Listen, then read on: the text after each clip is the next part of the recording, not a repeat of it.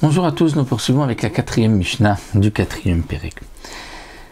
La Mishnah nous enseigne ici le din du kav chadash et kav yashan. Nous avons deux pâtes, une pâte qui est du shiur d'une quantité d'un cave de farine et une autre pâte aussi d'un cave de farine, et on veut associer les deux pâtes pour pouvoir prélever la chala. Seulement nous avons kav chadash de la nouvelle récolte et kav yashan de l'ancienne récolte. Lorsqu'on parle de nouvelle et d'ancienne récolte, c'est un petit peu, ça nous rappelle ce que nous avons vu pour le maaser.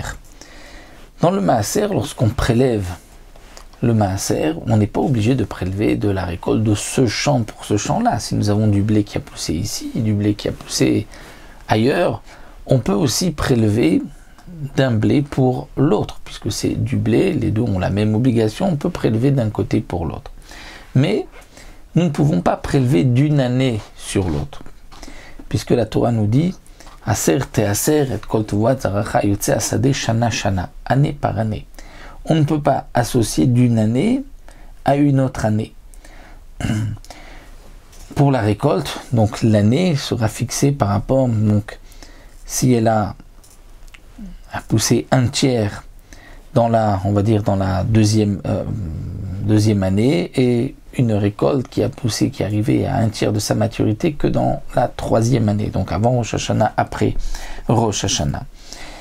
Le din s'applique pour le maaser, et on apprend d'un pasouk que la chala a le même din aussi que la terouma, donc pour le din de maasrot. Et donc pour la chala, on ne pourra pas prélever d'une année à l'autre. Et puisqu'on ne peut pas prélever d'une année à l'autre, donc si nous avons une pâte qui correspond à un cave chadash de la nouvelle récolte, vekav, et un cave yashan de l'ancienne récolte, chez Nasrou ze basé,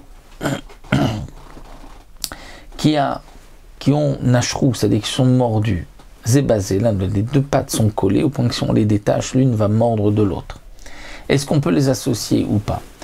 Alors certains mufashim nous disent que l'année pour la chala, ce n'est pas vraiment comme le maaser, ce n'est pas un tiers avant Rosh Hashanah ou un tiers après Rosh Hashanah, un tiers de sa maturité, mais ça dépend de la récolte, si elle peut donc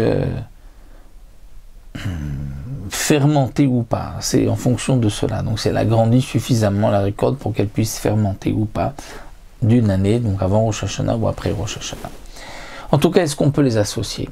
Rabbi Ishmael Omer Itol Minaimtsa. Rabbi Ishmael dit, on peut associer les deux pâtes. Il y a donc maintenant une obligation de chala. Comment va-t-on faire pour prélever la chala, puisqu'on ne peut pas prélever d'une pâte pour une autre, puisque l'une est de la nouvelle récolte, l'autre de l'ancienne?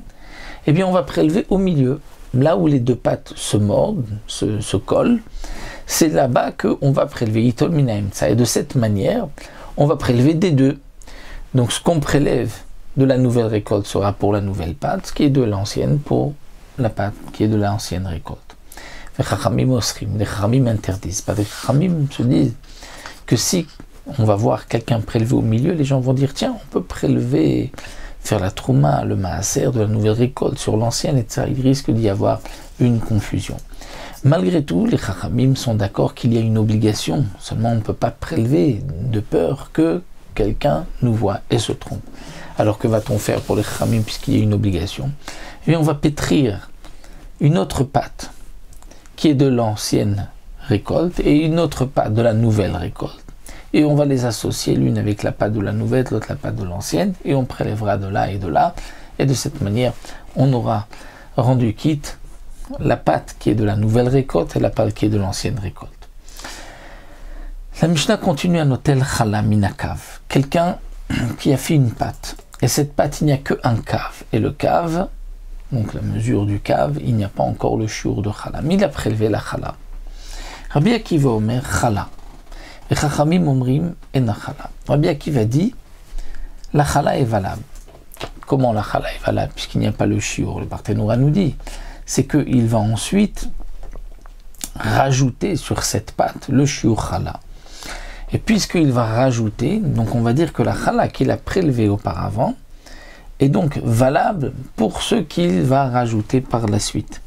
C'est-à-dire que pour Rabbi Akiva, la chala, une fois qu'il a rajouté, deviendra chala rétroactivement. On considère que c'est vrai qu'au moment où il a prélevé la chala, il n'avait pas le shiur. Mais ensuite, lorsque il va rajouter, ceci se fait rétroactivement puisque celui qui prélève la chala alors qu'il n'y a pas le shiur, on considère que son intention est que la chala ne sera valable, ne sera chala que lorsque il va rajouter sur le shiur. Donc lorsqu'il va le faire, effectivement, la chala revient rétroactivement. Chachamim disent non. Ce qu'il a prélevé n'est pas chala. Lorsqu'il va rajouter, c'est là qu'il va y avoir donc une obligation. Eh bien, il va maintenant prélever la chala, mais la chala qu'il a prélevée auparavant n'est pas chala, et il faudra prélever maintenant. On considère que pour les chachamim, lorsqu'il a prélevé, il n'a pas pensé que cette chala ne sera valable que lorsqu'il va rajouter par la suite sur le shiur. Donc nous avons ici une machloket Rabbi Akiva et Chachamim. Est-ce que la chala qu'il avait prélevée auparavant devient maintenant chala ou non? Et il faudra prélever une nouvelle chala d'après les Chachamim.